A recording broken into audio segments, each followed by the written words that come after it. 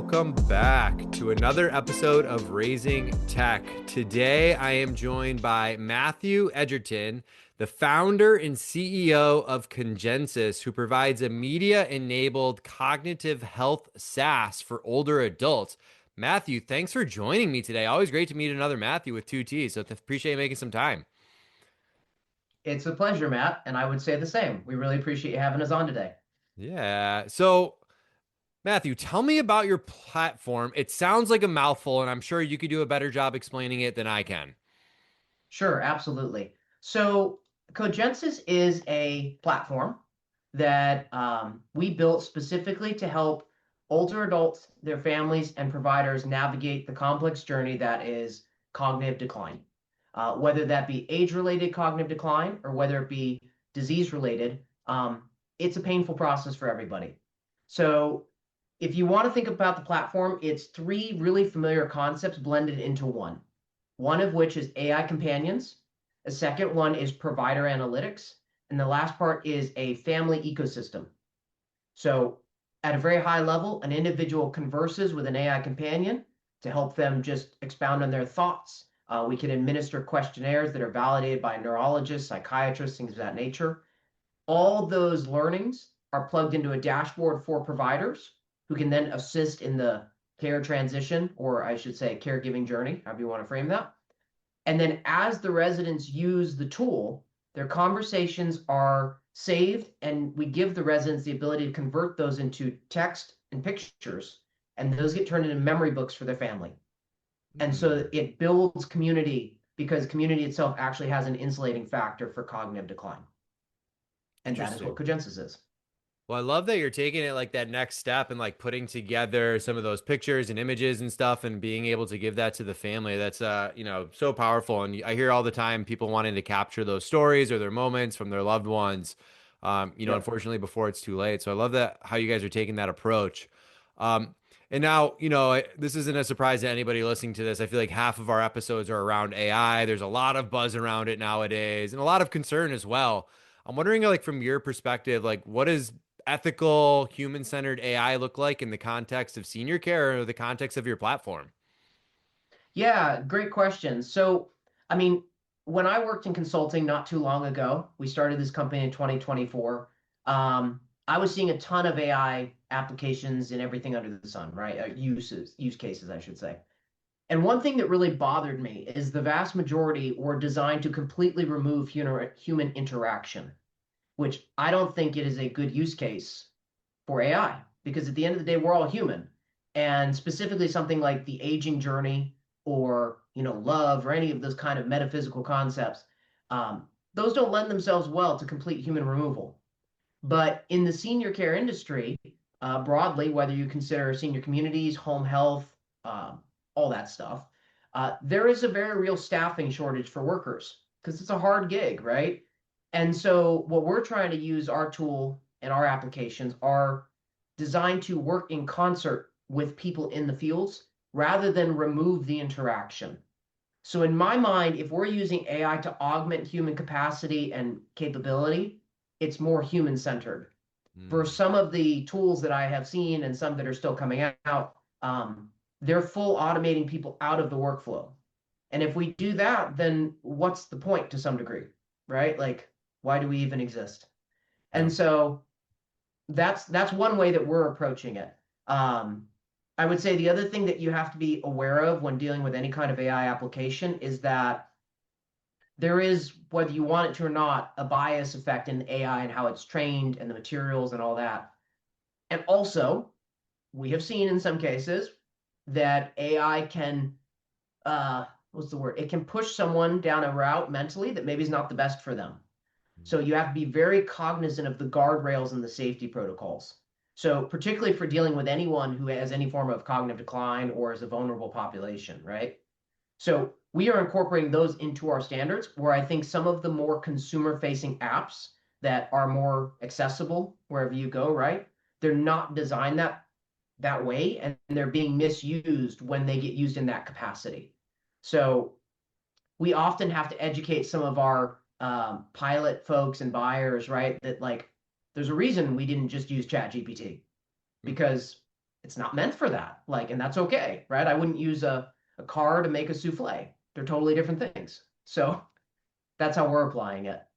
Yeah, and I think it's so smart because I feel like any technology company right now, at least in their marketing, is talking about the emphasis of what they're doing with AI, right? And I think it's so important to call out some of those guardrails that you mentioned in terms of where it can take someone. I continue to see stories about people being led down dangerous tracks, and if someone's, living with some sort of cognitive decline, it's not going to help them, right? So I love how you guys are taking that approach and being very intentional with your AI. And to your first point there, and I always try to tell people this, right? Like it shouldn't necessarily take away the human component. It should automate the mundane to elevate the meaningful. To each person, that meaningful means something a little bit different. And I always like to talk internally as we're human first, but either AI augmented or AI empowered to kind of allow us to do the best thing that we could potentially do. Um, and I'm wondering Absolutely. with, and yeah, and I'm wondering with your platform, because I can make some assumptions, but I'm wondering from you, like, how does it go about helping older adults maintain dignity, agency, social connection as they age? And what's that role of conversation and cognitive wellness that you're finding? Yeah, so you asked a lot there, so I'm going to try to break it down in pieces. Um, so I think one of the biggest things about aging is that the process can, in many cases, strip us of our dignity. Not intentionally so, right? We are born, semi-infirmed, and we sometimes pass away semi-infirmed. So one of the things that we want to do is enable providers through our tool, right, to allow people to age in place in many cases more comfortably, right? And what that means is you're not necessarily moving immediately into an advanced type of care. And the way we go about that is we hope it's through early identification of some of these symptoms that go missed, right? So, I mean, from a personal experience, I have had family members who have dealt with these diseases. And before Cogensus, right, we as a family were not prepared for that. And we didn't see some of those smaller symptoms that are very readily missed. And so if you can get in front of something, you can usually, slow it. I'm not going to say we're going to stop cognitive decline because that's not we can't do that with what we have today, right? But the reality is that that is a huge part of your dignity, right? If you can maintain your sense of self and you can maintain some agency in what you do and how you express yourself, that is the nature of what we're trying to get at. The second part of that is that, as we move forward and see kind of like how people deal with this and social connection in the world we live in, and I've talked about this in a few different podcasts I've been on in the past, a lot of the tools today were designed to actually bucket us and create this false sense of community, right? The community that you experience on the internet, in many cases, not real community. Like, sure, there are some crimes where people make friendships and those transfer into real life, but the vast majority are, screaming into the void. And that is a particularly negative thing for people because we are now more connected than we've ever been, whether you're young or old. And the, reported loneliness has gone way the F up. Excuse my language. It's just that people are generally, they feel more lonely, even though they know so much more. And that's because I think we miss the forest for the trees. The part of loneliness that is actually where you get it is in that small community interaction, not the vast crowds of the nameless internet, right? And so what we do with our tool is by better connecting family members with their aging loved ones in a bi-directional way, meaning not only can the relatives, while they use Cogensus, engage with a AI companion that can help them workshop their thoughts, and it's easier to tell a story when someone's saying, "Oh, interesting, tell me more," than it is just to talk to a dead camera, right? That's one of the biggest critiques of a lot of these older platforms designed for legacy preservation. It's like just a camera in my face. And it's like, I don't know, right? Versus if someone goes, well, here's a picture of you when you were 12. What happened here, right? So we do that one direction. The other one is so family members can actually submit text, pictures, and video and allow the residents to speak to that. And then they can all engage in a shared ecosystem that is private. It is not social media, but it is a family unit type view. And they can go back and forth. And this particular feature was actually asked from us before I started the company. So when I was going through this journey, my self journey of understanding this disease and thinking about how we could tackle it, I spoke with about 100 different people. Those were doctors, those were older family members and friends, and also just families who had people in some type of care, whether it be home based or community setting. And one of the biggest things that was constantly mentioned, besides, to your point, loneliness or agency, was I've put my family member there because we had to. It made sense, for them and us, but they're not thriving socially for a variety of reasons. And I want to talk to them more, but I have 3 kids and I'm working and it's hard. And so what we've done is we've created kind of an offline layer that is directly built around your individual family experiences. And so that's how we have a very clear focus about entrenching family, because family and kind of that provides an insulating effect for cognitive decline broadly. Like it's fairly well researched. So, Yeah. yeah, No, I love how you're, including everybody into that. And, we talk about loneliness and it's, amazing. I think, a lot of people would talk about it before COVID as a real issue. COVID kind of put this spotlight on it. And even coming right. out of it, right, there's still this high level of loneliness to your point of all of us feeling super connected on the internet and all that can look like. But, a lot of loneliness is taking place. And, we talk about like that cognitive decline and the cognitive health. And, obviously you've been eating and breathing and sleeping this for the last few years. But what would you say are some like the most unpressing, or I'm sorry, the most pressing unmet needs when it comes to cognitive health for older adults? And, how do those gaps show up? Sure. So a really clear one is that the manner for identifying cognitive decline is super reactive today, meaning when it hits a certain stage that is unmissable to the broader audience, they go, you've got blank, right? That is like consistently. We experienced it as a family. Many others have had that same experience, right? And even to the individual going through it, they don't know they're having an issue until it's so prominent that they're like, I can't dismiss this anymore. So like my house nearly burned down because I didn't know where I was, right? That's bad. So what we're doing in our tool and what we've been seeing is that like we are not only rendering validated medical instruments that are used by a neurologist, psychologist, et cetera, right? That if you went to a doctor's office, they'd say, hey, do this 10-question test and it will give you a baseline, right? But also there's a ton of stuff in just your daily interaction, everything from voice cadence to how you speak to what you say to what you're talking about consistently.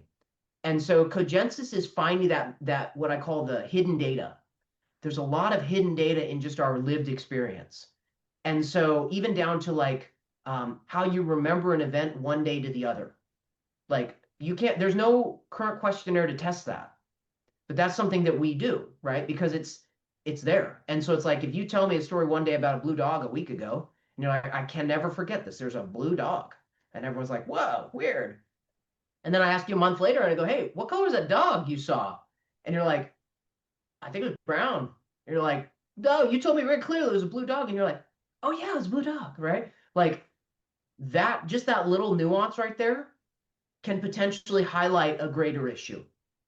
And so I think today, across the spectrum of both the care continuum for older adults, but also the broader medical community, that's a gap.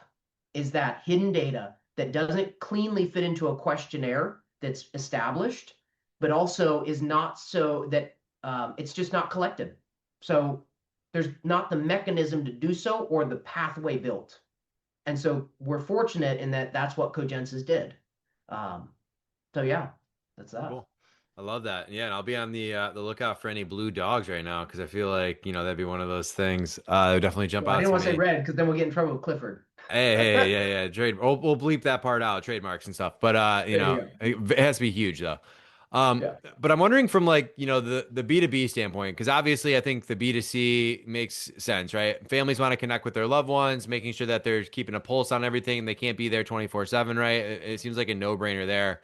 And I'm wondering from like the senior care provider side, like using technology like yours, not only for quality of life and compliance or monitoring, but like how can they think about it as a way to differentiate their services and really promote that mission? Yeah, so I mean, we've been talking to a lot of senior care communities, obviously. They're our key buyer, right?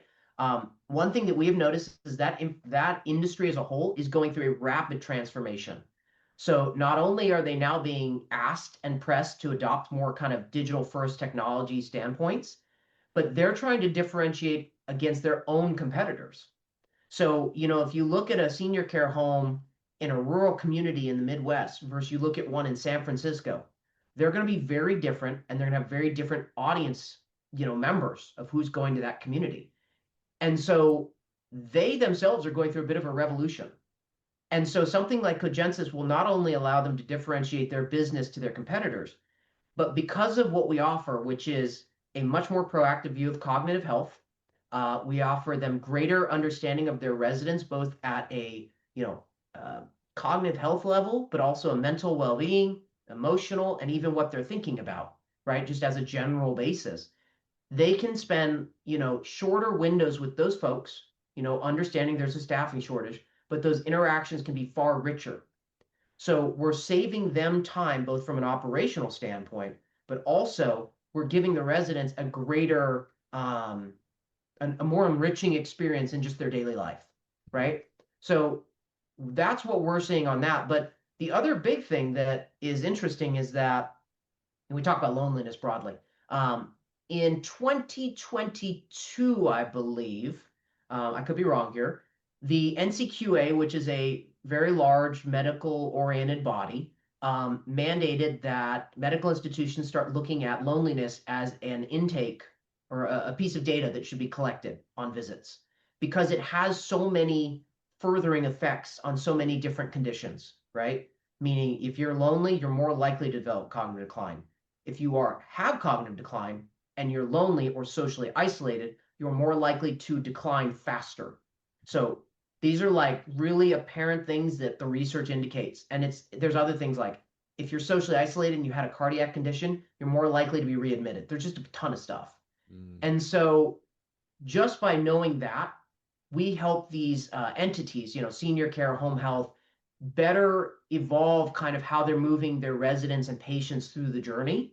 And it actually helps them with a risk mitigation perspective. So there's quite a few different ways it can enable their business to not only grow and take on more residents, but also create an enriching experience for their current residents. So Yeah. And I think even one of the points you hit on early on is like that labor force too. And how do you just help them to be more effective and more efficient? And, just, I think technology is probably not the magic bullet for some of the labor force. I do think it answers 80% of some of the problems out there and just making sure you're intentional with what your technology you're getting into your community and, stuff like what you're doing, the companionship, identifying those trends, the connection with the family. It checks a lot of those boxes of what senior living should be about, which is the living and the care side, and mhm. really maximizing that experience as well.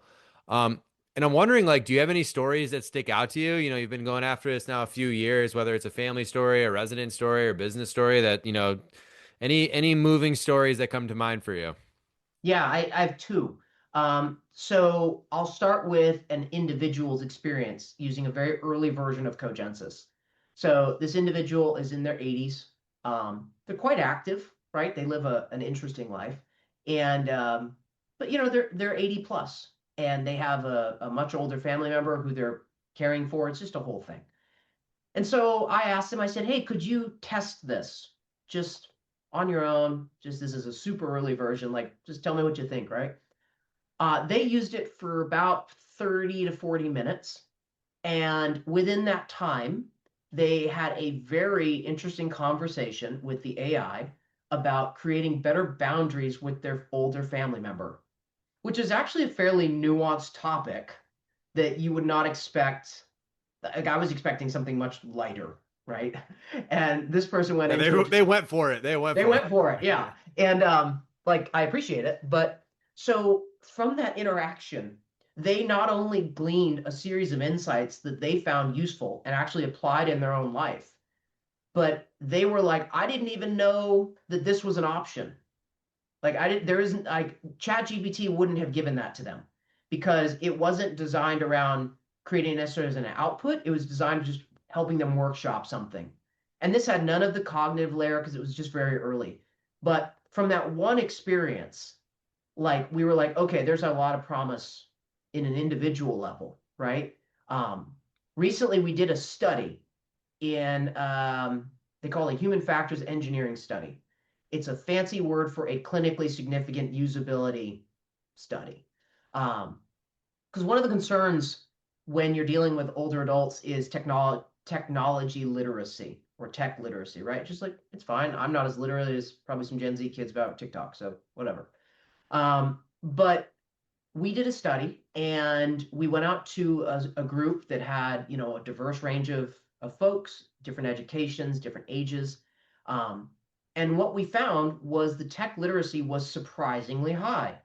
So I think a lot of people are discounting the population, thinking, oh, they're just, they're old people. They don't know what they're doing, right? But it's actually not true at all. In many cases, they're as tech literate as you or I might be, right? They're using the internet, they're using mobile phones, they're using applications, they're engaging with AI components like ChatGPT or Claude. So we found that not only was it easily understood, but they were actually asking for something like it because they were saying, hey, I really do want to write down my stories. And in one case, someone had some movement difficulties, right? And they're like, I can't write it down, but I want to record it, And so this is super helpful to me. In another instance, a group we're piloting right now, they were initially hesitant because they were like, I just don't know if our population's gonna, Sure. take to it. And then they did unbeknownst to us, they did a group where they had people like writing memoirs and poetries and stuff, just like an activity. And they said about 90% of everyone that went to the workshop had used some form of AI to help them workshop their thoughts. And they were like, we didn't know they were this plugged in. And so then after that, they were like, of course we want to do a pilot, and we're off to the races with them. But I think those are the two big like things we've learned thus far is that one, older adults are much more literate in tech than most people assume. And then at two, it's like, there's a lot of value in being able to expound your thoughts in a safe place and workshop those. And sometimes you don't want to tell another person that, right? Whether it's your family or a care worker or whatever, you just don't want that burden. And so it's a much safer space to do it with a companion like this. So Yeah, no, and it makes a lot of sense because, I've got like my custom private GPTs made to me, and I ask it the stupidest questions that I don't think I would ever ask another human being just for the sake of judgment. sure. Yeah, every DIY project around my house, not knowing how to do it, I'm definitely asking that. And then Matthew, I guess final question, super specific. Any final thoughts you want to share with our listeners here? So the only big one is that we are a newer company, just expected, right? We're rapidly growing, and we're very interested in doing more pilots in advance of our commercial launch in April. So these are small engagements, 30 to 60 days. We would love to talk to anyone that has an interest in what we're doing. We're happy to work with you based on your size and population. But broadly, I think what we've seen from the experiences thus far is that I'm really happy because I think Cogensus is living up to its mission, in that not only is it enriching older adults' experiences, but it's making life easier for family members and the care workers that we all know or have a hard job. So Cool. that's that. Well, Matthew, I appreciate you joining and dropping some knowledge and sharing Cogensus with us. You're definitely one of those people that our industry needs to keep an eye on. So appreciate you making some time here today. Yeah, I want to thank you, Matt, and thank Parasol Alliance for having us on. You guys do some great programming, so we're big fans. You can find us online at raisingtechpodcast.com, where you can see all of our episodes and contact us to provide feedback or submit an episode idea. We are on social media everywhere at Raising Tech Podcast. If you enjoy Raising Tech, please leave us a review and share with a friend. Music is an original production by Tim Riesig, one of our very own Parasol Alliance employees. As always, thank you for listening.